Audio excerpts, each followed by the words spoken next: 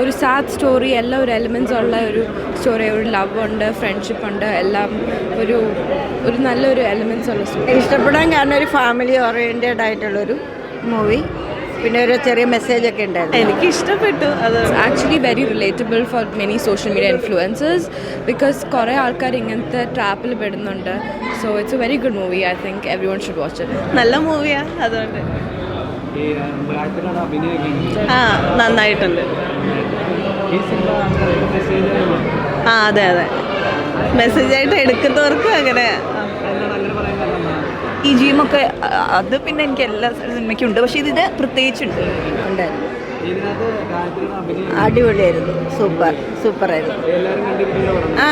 കാണാം, കുഴപ്പമില്ലാത്ത പടം.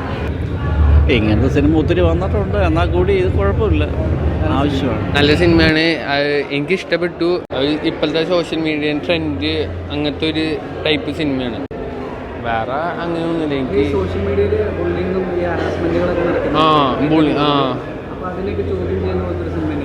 അങ്ങനത്തെ ഒരു ടൈപ്പ് സിനിമ തന്നെയാണ്, ഒരു ബുള്ളിങ് ടൈപ്പ് അങ്ങനത്തെ ഒരു സിനിമയായിട്ട് ഞാൻ കണ്ടത്. നല്ല നല്ല ഇതാണ്.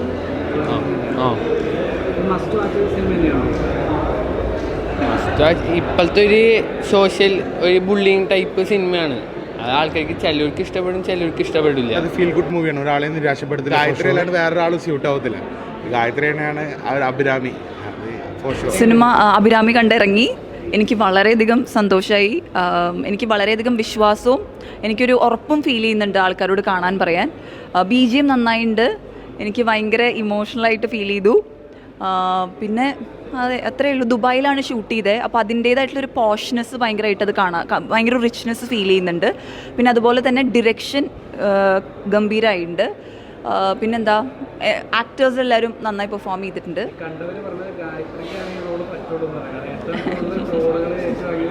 യെസ്, അങ്ങനെയല്ലേടോ ഇത്. ഇപ്പോൾ ആർക്കാണെങ്കിലും Abhirami is a very simple role. അതായത് ഒരു സോഷ്യൽ മീഡിയയിൽ വൈറലാവുന്ന ഒരു പെൺകുട്ടിയുടെ കഥയാണ്, ആർക്കായാലും ചെയ്യാം. എൻ്റെ ഭാഗ്യത്തിന് അത് എൻ്റെ അടുത്ത് തന്നെ വന്ന് അത് ഭയങ്കര കണക്റ്റഡായി പോയി. എനിക്കിഷ്ടപ്പെട്ടു.